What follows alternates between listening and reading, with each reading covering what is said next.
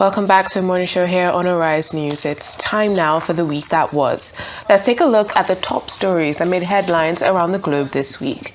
And we're starting here in Nigeria. This week's killings in Kwara State, north-central Nigeria by Muslim jihadists is the latest in a series of such attacks on vulnerable groups, especially across the northern flanks of the West African nation of Nigeria. Coming just days after the United States dispatched what it called a small team of military officers to assist Nigeria with its long-running campaign against terror. The Kwara State massacre appeared particularly cold-blooded in planning and execution, with some widespread reports of the jihadists spending more than 10 hours perpetrating the dastardly act. More concerning are reports that the Nigerian authorities could not respond in time, despite being aware of intelligence reports prior to the attacks. The assault also serves as a reminder of why the United States launched guided missile attacks against Islamist State elements in Sokoto State in December of last year, in fulfillment of what President Donald Trump described as a Christmas gift. The American leader had approved that strike because of what he called the persistent persecution of Christians in Nigeria. Well, of course, U.S. President Donald Trump also believes that there is a Christian genocide in Nigeria, but we have to move beyond that language now. And I think we must speak again about the insecurity crisis in America.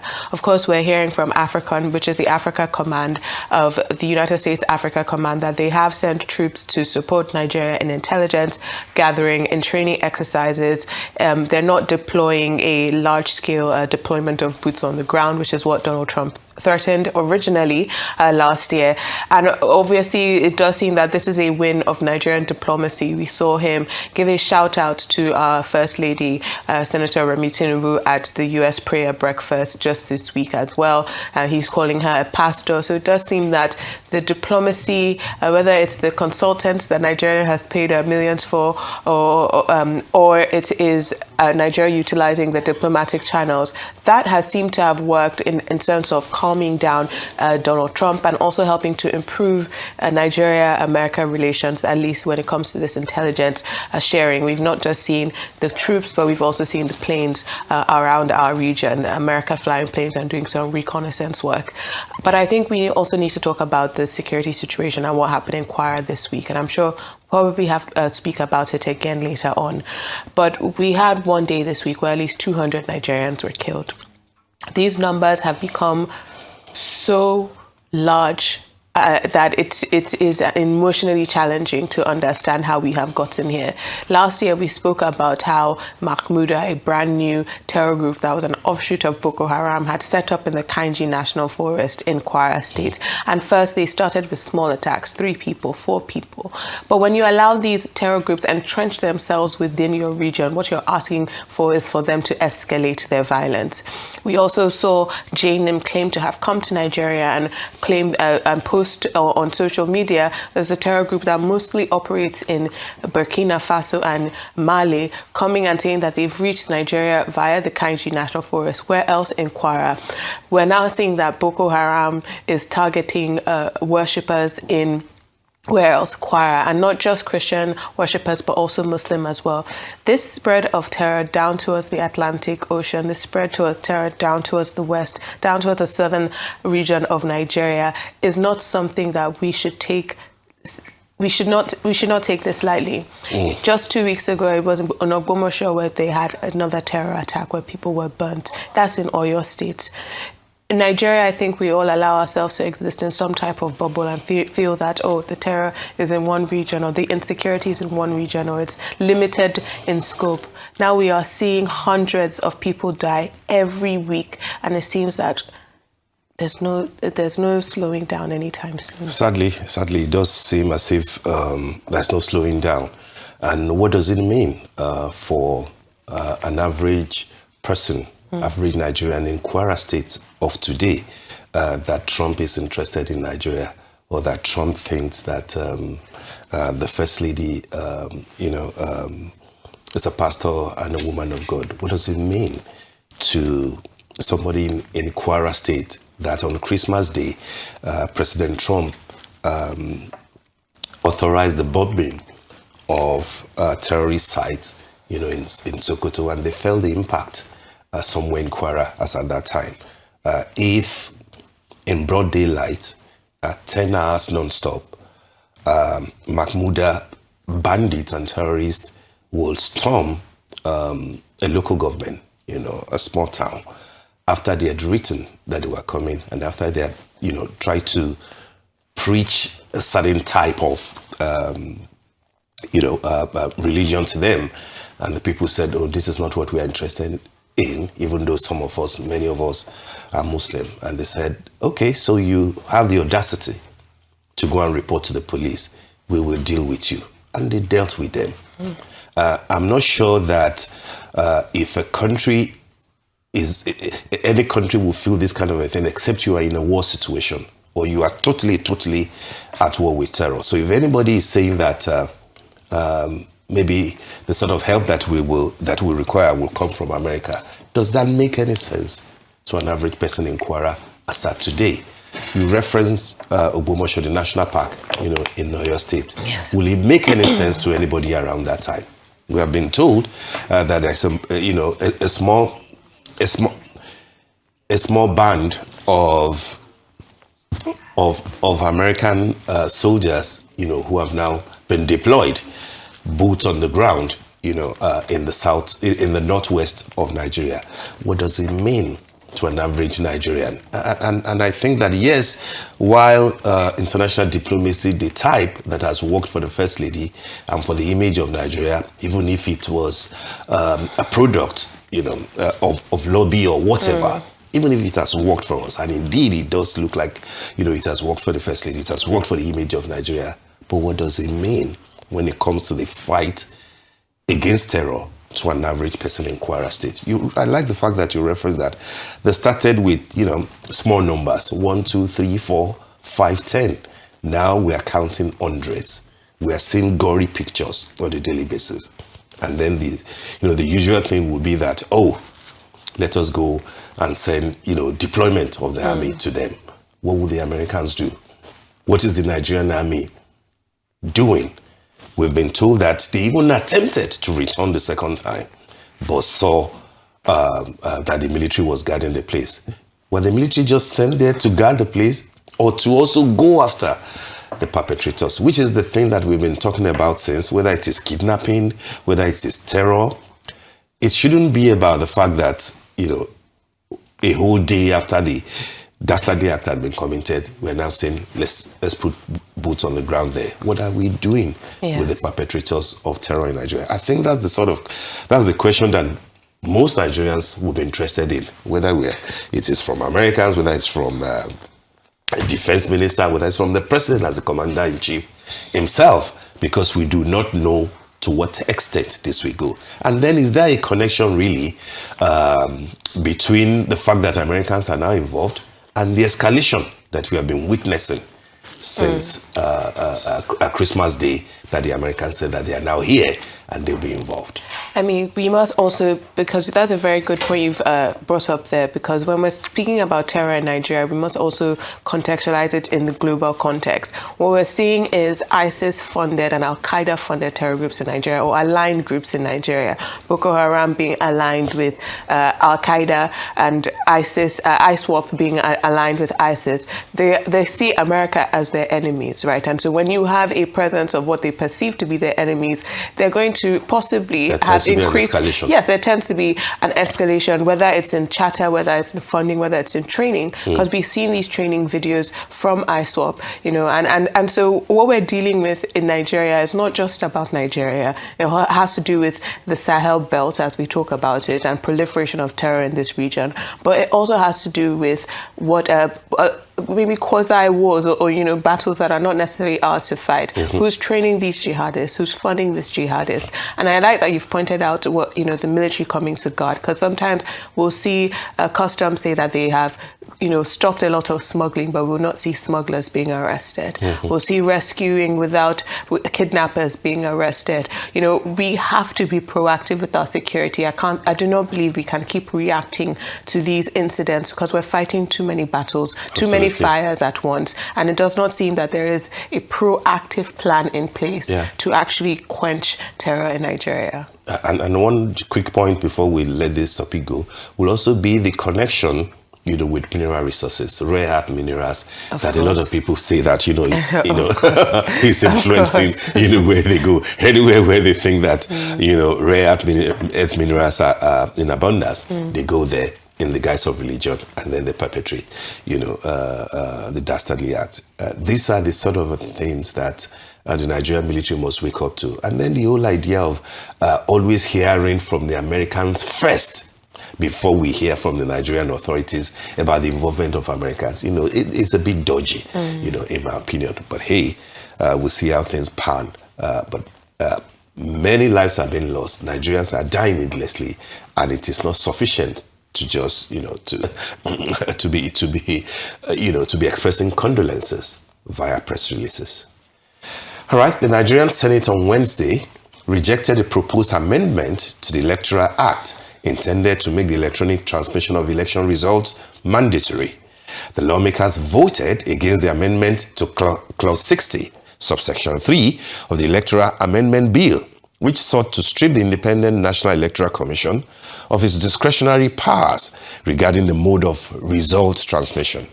The rejected provision will have legally compelled INEC presiding officers to electronically transmit results from each polling unit directly to the result viewing portal, IREV, in real time. After 3 failed attempts in the last 2 weeks, the Senate concludes legislative work on the much anticipated Electoral Act Amendment Bill 2026. The Senate passed the document rejecting Clause 60 and the provision for real-time electronic transmission of election results from each polling unit. The Senate, however, retained the provision of the Principal Act that favors manual vote counting and transfer of election results as prescribed by the Electoral Commission. But in a swift reaction, President of the Senate, Godswill Akpabio, said the Senate did not reject electronic transmission of results, saying that electronic transmission is part of what is retained in the Principal Act. But the social media already is awash with the fact that the Senate has rejected electronic transmission. That is not true. That is not true. Electronic transmission had always been in our act. And what we did was to retain the electronic transmission, which had been in our act and which was used in 2022. The Senate had earlier rejected the provision of Clause 18, which seeks to allow voters to replace missing voters' card by downloading them online. Senate also rejected the provision of the Electoral Act Amendment Bill that seeks to place 10-year ban on persons who buy and sell voters' cards. The lawmakers argued that the punishment is too punitive. It, however, accepted the fine of 5 million naira and 2 years jail term for offenders. A major high point was a heated debate about the provision that such amendment should be at least 360 days before election, and whether or not the amendment was not already an exercise in futility. While some lawmakers called for constitutional amendment to reduce the days to 180 days, others like Senator Ni Adegbomire argued that all that is required is to just amend the Principal Act. The Senate subsequently reduced the period to 180 days. This is the constitutional which talks about time of the election. In other words, the date on which the election is to be held. So, Section 28 says, give notice when that election will be held. 2 different things. Section 28 is not covered by the Constitution, so we can amend it if we want to.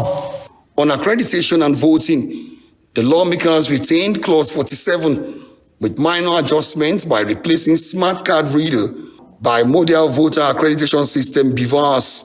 Also, only the permanent voters card can be used for identification at the polling unit. They provided for smart card reader, which had been used in the previous election, and they said, or any other technological device that may be prescribed by the commission, which is BVAS. But at the time, they are not finalized, maybe on the terminology or whatever. So they are now correcting it to state BVAS. On direct primaries, the Senate leaves it to political parties' constitution and guidelines.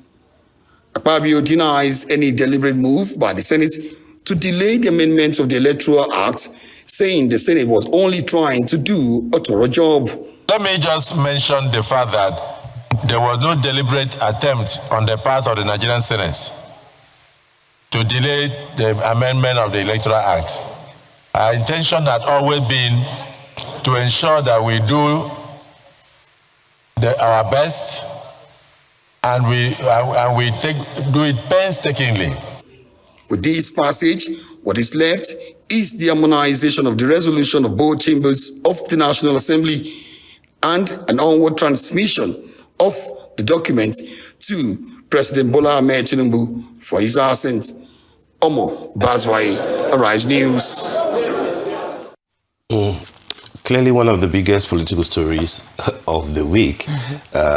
Last weekend, you remember we we spoke about it when the Senate had to suspend the whole thing and go on a short break to return to it. But thankfully they went back to it. But then it looks like real time was the contentious word that everybody has been struggling with, in addition to what actually is the difference between transmission and transfer, of electoral results. It's an interesting time, for politicians, and particularly for those, the majority of Nigerians, who think that the survival of our democracy, and especially the coming elections, the general elections of 2027, the survival will rest solely or largely on electoral accountability, and that you can't have accountability if people don't feel that their votes will count. How would their votes count? It's beyond just asking people to come out and vote. When they do line up, perform their civic obligations, they want to see that as their votes are being counted, it's been seen that the votes are being counted in real time. But then the senators are saying that what does real time mean? If you have to depend on technology, and technology in a good number, a good chunk of Nigerian communities might not be guaranteed because of network issues, etc. That does not remove from the fact that the Electoral Act of 2022 does stipulate that INEC is obliged to electronically transmit election results. Yes. The problem seems to be, what does real time mean in this context? And it looks to me like, we'll be having Senator Victor Ume to come and talk to us, given the back and forth that we have had, Inaya Baribe, saying one thing, Senator Victor Ume also making, copious explanation as to what the senators, 85% of them, who we were told were actually in support of electronic transmission. But then what they were not comfortable with was the real-time part of it, and then the idea of punishing vote bias, which is a criminal offense, rather than give them, 10-year ban. Lawmakers are saying, give them only 2 years. Don't be too punitive. Let them pay 5 million. People that can buy votes, of course, will have the wherewithal to pay 5 million. So those are the issues that cropped up. Many Nigerians are wondering that, can we really trust these lawmakers? Why would they have to be explaining if they had actually done the right thing? What are your thoughts? You cover the National Assembly, so you have an idea of the psychology, that is there in the National Assembly. Yeah, I think we've been focusing, and a lot of conversation has focused on transmit versus transfer, but I don't really think that's the crux of the issue here. The crux of the issue here is that the Supreme Court has already ruled that the Section 63 from 2022, that section does not mandate it. I think the word we're supposed to be focused on is making it mandatory. You know, the Supreme Court ruled that it did not mandate that it had to be sent. That that this at the discretion of transferred. INEC? Yes, that it had to be transferred or transmitted. It's not the word. I don't think those are the words we should focus on. I think we should be focusing on whether it should be mandatory or not, right? Because the Supreme Court ruled that that section was vague, and as it was not mandatory. The amendment that was on the floor for the new Electoral Act made it mandatory, real time or not real time. It made it mandatory to transfer that's or the section transmit. that was rejected. Yes, what was rejected was what made it mandatory. And so if the senators come out to say we did not reject electronic transfer, it's like, nah, you're relying on what was vague. What the Supreme Court says, well, if they do or if they don't, it's within INEC's discretion, it's within INEC's remit. And I think we've been focusing on slightly the wrong words here. And I also think, we're going to have a senator on here later. I think it's very interesting that some of the opposition lawmakers did come out, like Senator Barbie, like Senator Ireti Kingbe, like Senator Natasha Akpoti-Oduaghan, to come out and say, no, this is not what we wanted. This is not what we discussed within our closed session. That's not what we were voting for. It seems there's a lot of there's not a lot of clarity. But they will be in the minority one day, the but opposition lawmakers. Yes, but they said that their stance was not a minority stance, right? That is what the senators have alleged, that their stance was the stance of majority of the lawmakers. A majority of the lawmakers wanted this electronic transfer, but I think what we should ask them if majority wanted it to be mandatory or not. It's just like you've pointed out, some of the punitive measures. Yeah. They can say everybody wanted us to punish vote buying. Yeah, but reducing it from 10 years to 5 million naira is a slap on the wrist. We can, I think when a language is intentionally vague, we need to question why it is being vague. and it's true, because when we're going forward now, what originally I understood from the House of Representatives is that they didn't want us to have to go to a conference, right? They had actually put motion on notice to readmit some of the clauses of the Electoral Act that they had already passed last year. And they had to step that down because the Senate stepped it down. Right, and they also went into closed session. Now, the House is not sitting right now, but I do know there are multiple lawmakers that are very upset with what they're seeing coming from the Senate, because this is not what they have been working towards. This is not what they have been talking about. And, I think we're in a very strange environment now where it's rare to see a single lawmaker speak up. And I've spoken to multiple lawmakers about this. I said, in America, you can see AOC, Ocasio-Cortez speak out even against the almighty President Donald Trump. You can see Ilhan Omar do the same. In Nigeria, I'm not saying that, the president is strong, yes, but you are a lawmaker. But wouldn't it have been helpful if that debate in the Senate, if it had been televised live, so that people can have an idea of who is saying what, whose position are you pushing, that sort of a thing, because they're not there on their own. They're representing, people, they're representing their, their constituents. There are other things that the lawmakers will say, let the cameras come in. But for something as fundamental as this, except of course that, something is fishy, I don't get the point of why it couldn't have been televised live. The entire debate being held, as you said, behind closed doors is a cause for concern in and of itself. Absolutely. Because this is it goes to the foundation of our democracy and the strength of our democracy. And a lot of Nigerians right now are upset. But what you're sowing in such a low trust environment is apathy. When you speak to the average Nigerian right now, they're apathetic.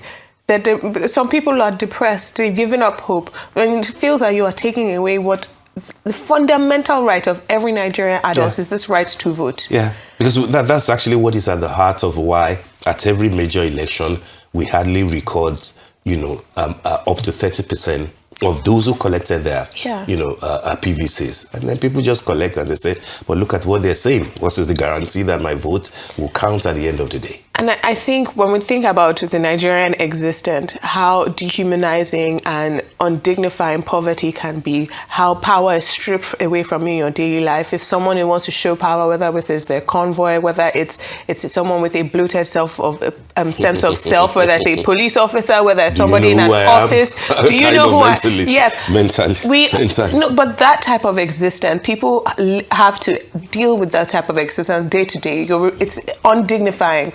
right? And what gives someone dignity, what intrinsically gives you dignity, what gives you power over even the senator is your vote. Absolutely. Even over the president. And for that to not be sacrosanct is something that is very troubling. But I'm sure we'll speak to Senator Victor Ume, of course, later about who it. will break everything down for us so that we know why the word mandatory, became an issue in the Senate. Definitely. Now, a very significant story next. An Enugu State High Court has ordered the United Kingdom to pay £420 million in compensation to the families of 21 Nigerian coal miners killed by British colonial forces in 1949, in what the court described as an unlawful and extrajudicial violation of the right to life. Delivering the landmark judgment, Justice Anthony Onovo held that the British government was liable for the Iva Valley massacre and directed it to pay £20 million each to each family, with 10% post-judgment interest until full payment. The court also ordered a formal apology to be published in national newspapers in Nigeria and in the UK, and urged the Nigerian government to pursue diplomatic engagement within 60 days to enforce the ruling. Now, the Iva Valley massacre is a stain on Nigeria's history, but it's a stain from the British colonial administration. It's one of the first things that I learned about when we speak about Nigerian history and our lives under colonization. I think a lot of people are not entirely aware of how bad it was. Even segregation in Lagos State, people often look at pictures with nostalgia because they picked up the trash and the roads were paved.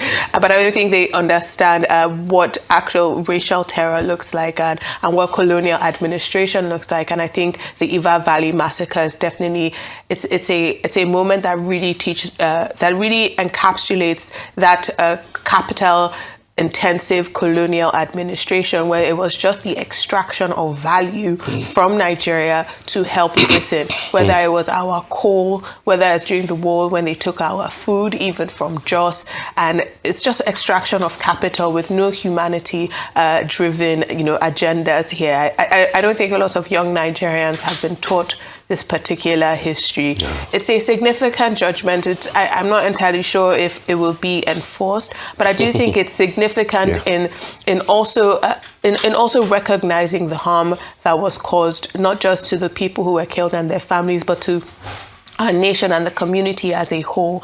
When we have these instances in our history where lives were taken, where value was extracted from Nigeria without proper compensation, even if we look at the transatlantic slave trade, it brings us back to what you spoke about a little bit earlier, which is the mineral extraction going on right now, and that those who are benefiting from it are mostly not Nigerian people, and those who are being killed for it are Nigerian people. Absolutely. I mean, you've spoken very well, and I underline the fact that whether or not this judgment, is executed, the landmark import of it is something that we must celebrate because of the need to continually address the atrocities that were committed against us, against many African people, during the colonial time, which is why it is sad sometimes when we listen to our sister, Kemi Bidnock, trying to,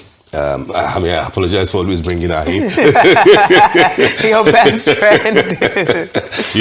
When you try to deodorize certain, very terrible issues around our past, we can wish it away.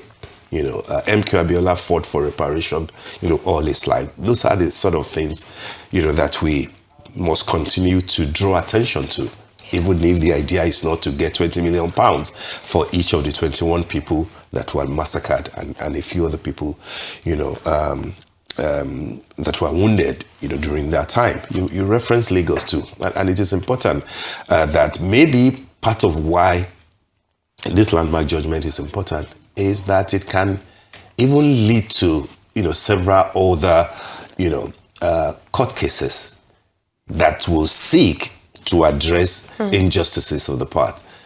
How many people know the story, the actual story of why Victoria Island is called Victoria Island today? The the fight between, King Akintoye and King Kosoko, and what the British did.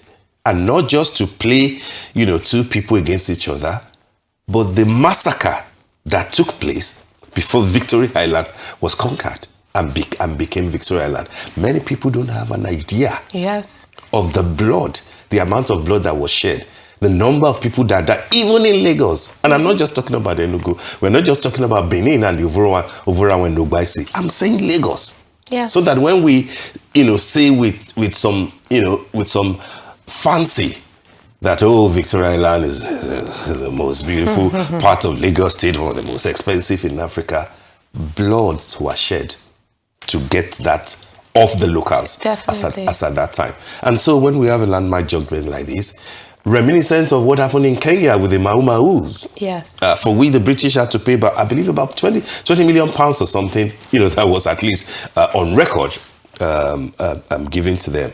We should commend the Honourable Justice, who went this far to say that this judgment is important and that this is what the Nigerian government should do, in dealing with the British government, to say that you were wrong.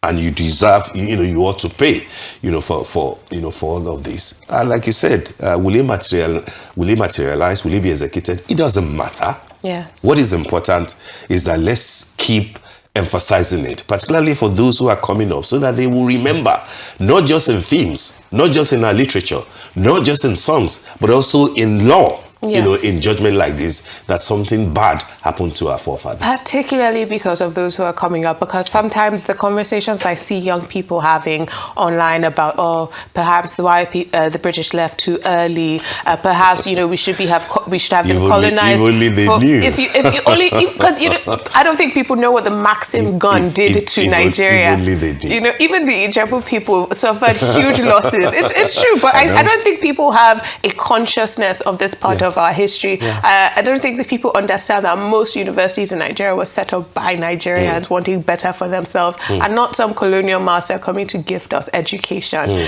There's trade for everything, and before we were considered people, we were considered capital to be used. We were not considered as human beings, and I think Nigerians need to understand that. But again, we've just been speaking about insecurity in the country and how undignified a lot of people's lived realities are. And I think that colors how people view where the country is today and how they view our history in retrospect. I mean, it was Paul Simon that sang in Graceland. This is the story of how we begin to remember.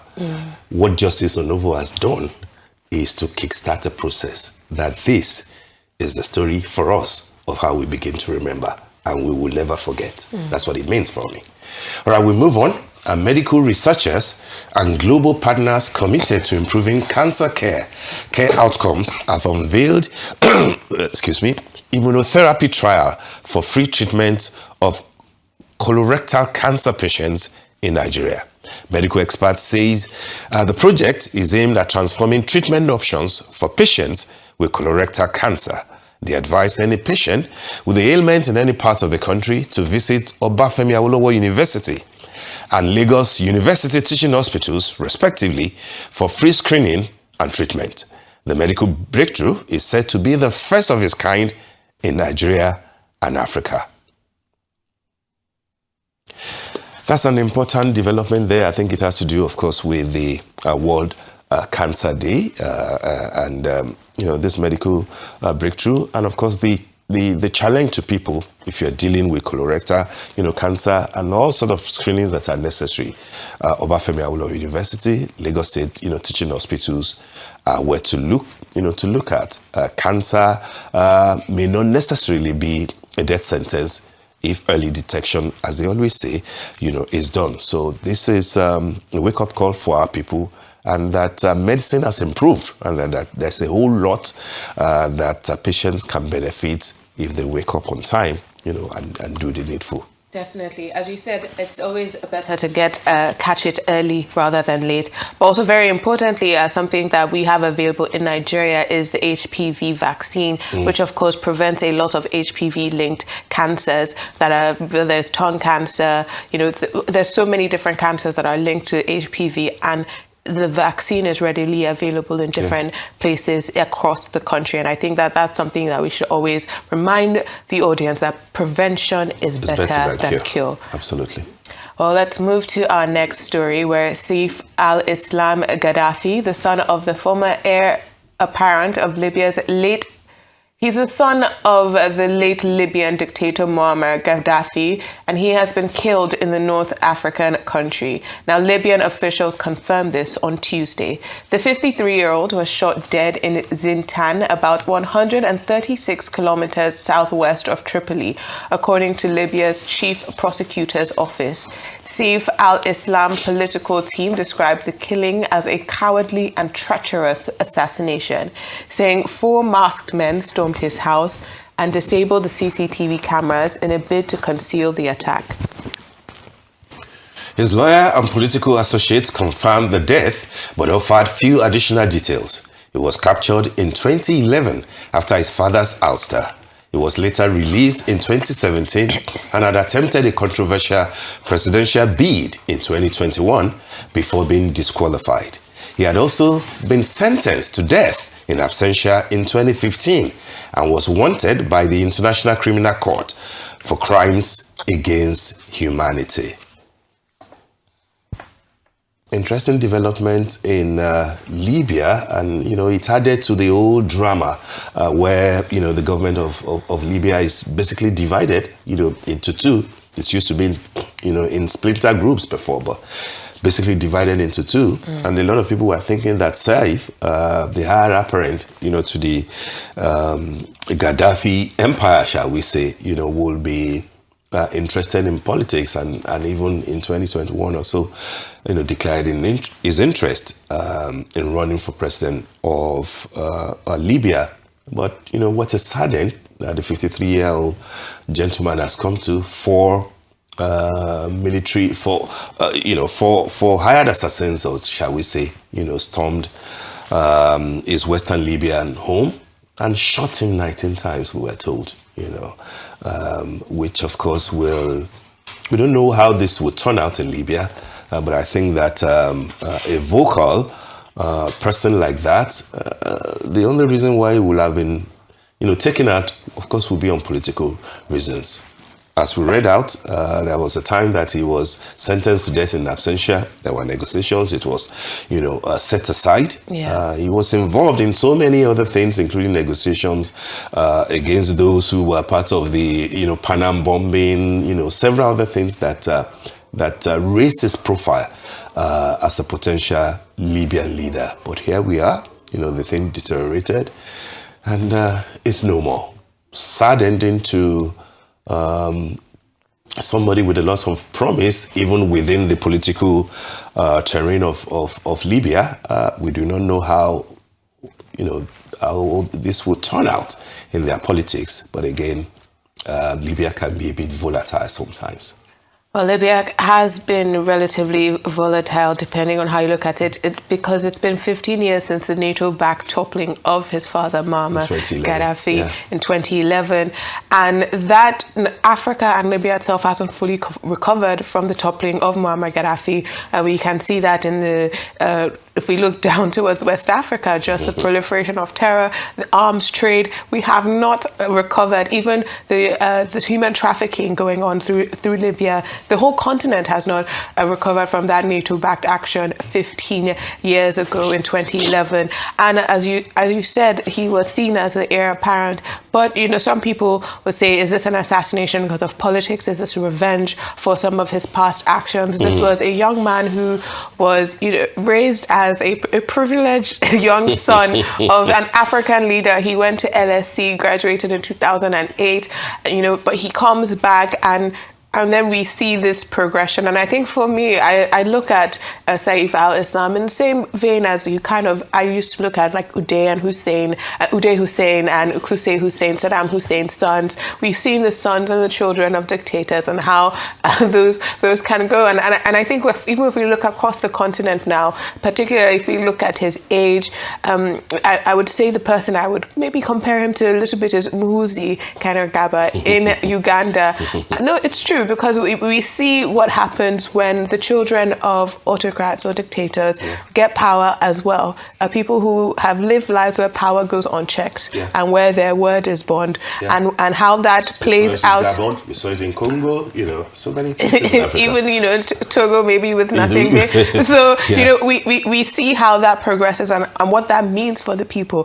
Hundreds and thousands of people are currently mourning Saif al-Islam, right? They've gathered. And as you said, there is a split in Libya. We have the Tripoli, the Tripoli group under the Prime Minister, and then we have the Eastern bloc going on right now. Africa needs a peaceful Libya. We don't need a Libya where there's political assassinations and this type of insecurity. In the same way, Africa needs a peaceful, successful Nigeria. Absolutely. I mean, the Libyan question, it's so sad. Before 2011, I recall, I was never there, but I know a number of people, particularly journalists who were there. And Libya represented the sort of ideal African setting. Practically everybody was okay in Libya at that time. Practically every family had like 2 cars. Yes, a dictator, Muammar Gaddafi was, but then at least the Libyan money was working for Libya.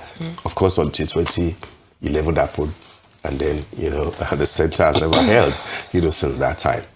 Let's hope that Libya will survive this, but it looks to me like this is a dangerous, very dangerous political development, shaping up over there.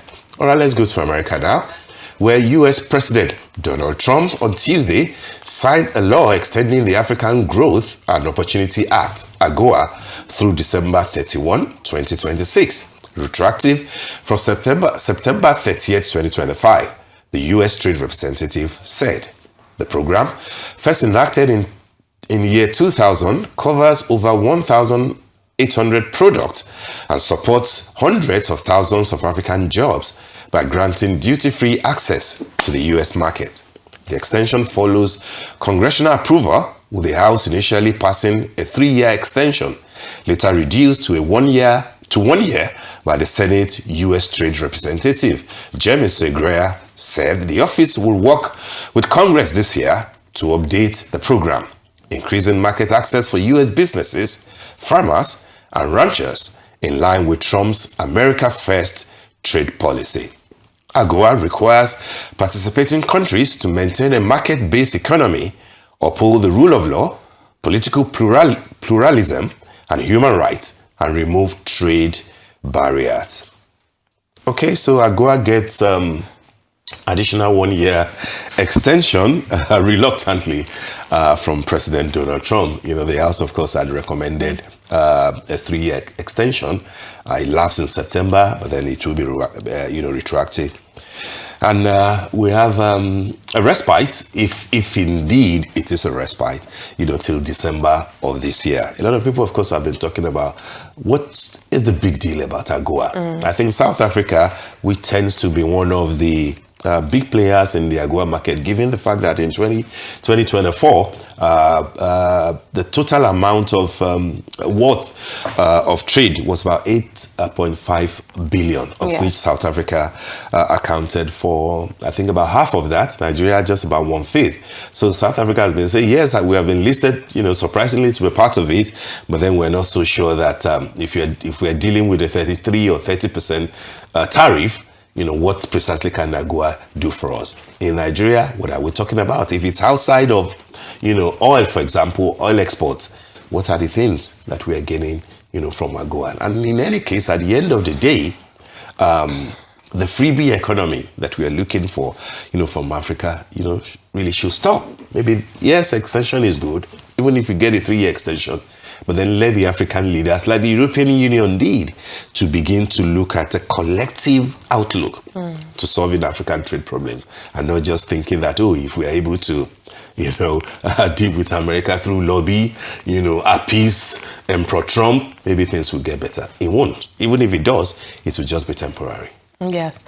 So AGOA lapsed in September, I believe, of last year. And now we have AGOA back, as you said. South Africa, which was the most threatened of all our nations here on the continent, they were told they're going to be removed from AGOA. You know, all the threats at Ramaphosa, particularly around the G20, and Trump as telling Ramaphosa what he can or cannot do. All of that was set aside. South Africa has still been retained within this AGOA agreement, and they're possibly the ones who would benefit the most from it. But also small nations like Lesotho, who trade with America, would trade diamonds. Those countries might benefit from it. But I think it's very important what you raised. What you raised is exactly what I was going to raise. We have moved from an era where China was mostly sending money to Africa and investing in Africa. We have now moved to an era where they're mostly collecting their loan repayments back. Their loan repayments to China are now higher than the money they're bringing in for new investments.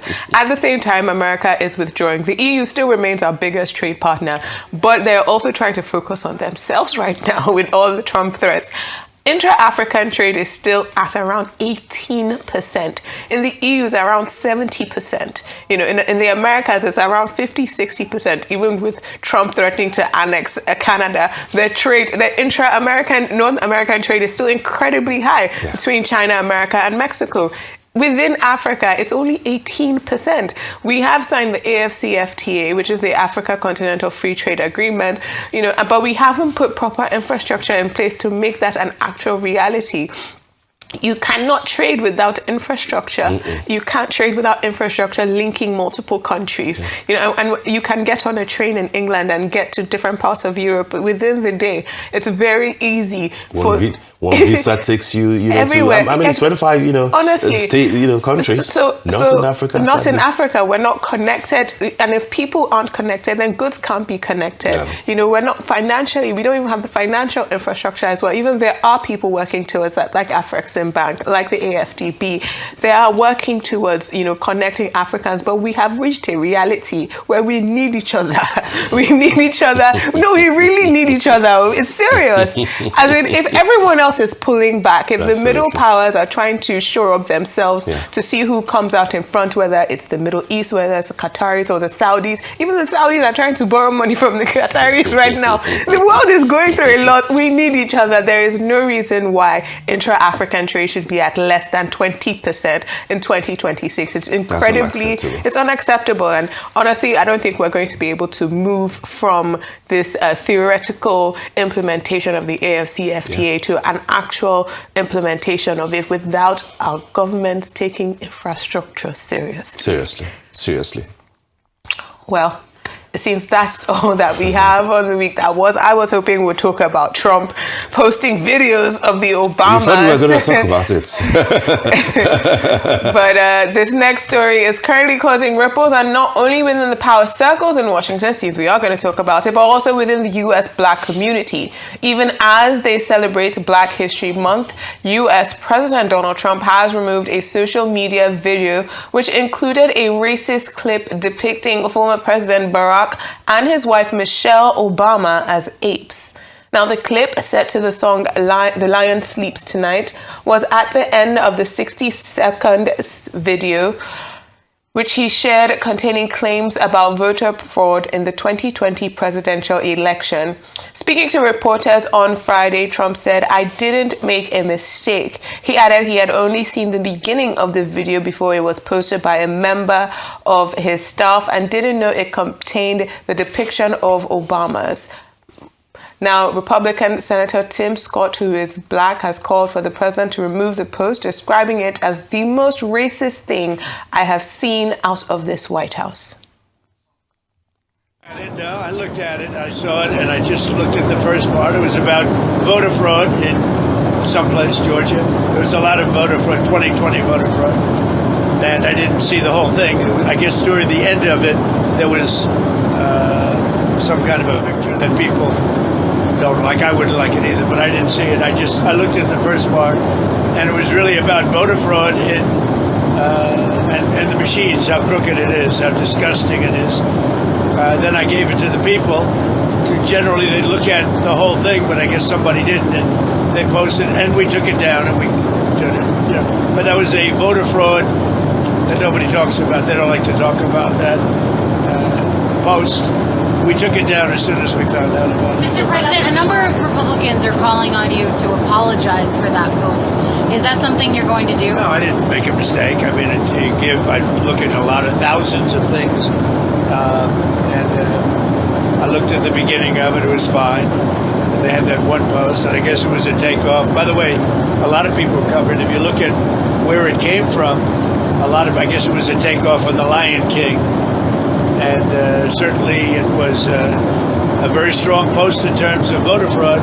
Nobody knew that was at the end. If they would have looked, they would have seen it, and probably they would have had the sense to take it down. But that was a takeoff on the Lion King, and a lot of people were covered on in different positions. So, but I spoke to Tim Scott. He was great. Tim is a great guy. He understood that 100%. There is a time in my life where this would have been the biggest scandal to come out of the American presidency in a very long time. There's a time where racism and racist language was taken very seriously. There's a time where American presidents were expected to communicate with institutional gravity, with restraint, by being polite. But what we have seen now is trivialization of the most consequential office in the world. And that is why Trump has dropped the bar down so low that now we are all just in the gutter with him. And because it's Donald Trump, we're having to have these conversations where is that racist, is that serious? Or, Trump likes to crack a joke. It's not a joke.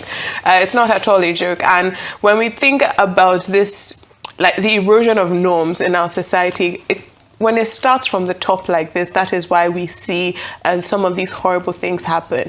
When it comes to anti-Black racism in America, I was very happy with the rise of Trump for it to reveal the wound that was there. Because I remember in the Obama era, people used to say that America was a post-racial society. And as somebody who lived in America, it was so obscenely untrue that I could not believe the conversations that were happening. Now, for me, this is not as significant as some of the other activities that Trump has done in the past, whether it's the 1970s civil rights case against him for basically going against Black tenants, not wanting Black tenants in his house, discrimination, and being found guilty for that in the 1970s, a very long time ago. Whether it's the Central Park 5 and taking an ad out against teenage boys, asking for them to be killed, even though those boys were found innocent of all charges. So, whether it's his anti-immigration push and ICE, we've seen a 5-year-old boy spend more days in prison than anybody on the Epstein list except for Ghislaine Maxwell. It's true. We're seeing on a daily basis, whether it's him saying that there are very good people on both sides, when it was the Charleston, and people were killed. So and what happens when the biggest guy with the biggest office trivializes people? What happens when he thinks racism is funny, when he thinks mocking disabled people is funny, is that you essentially give confidence to the worst members of our society to also carry out these atrocious activities. I remember in the rise of the Tea Party movement and the Trump movement, when you suddenly had more people comfortable with being openly racist on campus in a way that before they would have been ashamed to do so, but now they felt they were covered in their participation, like it was that they're justified in these positions that they hold. It's not the worst thing he's done or said to the Obamas, I don't think. He came to national, prominence because of the birther movement and believing that President Obama was not born in America and trying to lead that movement. So I think this is expected for Donald Trump, right?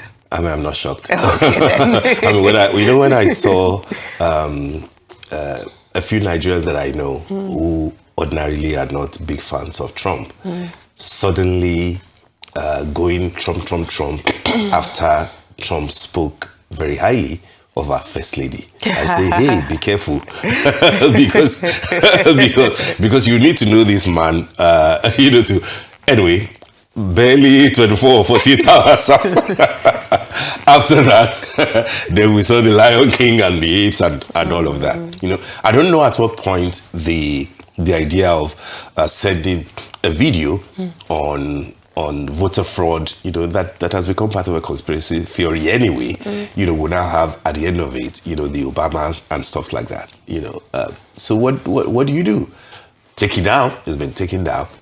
Do you take responsibility for it? He says no, because he didn't make a mistake that, he put that on the staff. Will any staff be fired, for that indiscretion? We don't know. It's not likely. But then I take it that at least he said, many people don't like that. I also wouldn't. Do you think that this is a bad thing to do? You say, I do admit that this is a bad thing to do. But then he doesn't want to take responsibility. Will that be shocking to anybody? Not to me. I doubt it to many people. But then how far low will we get in matters like that, from Trump? Only time will tell.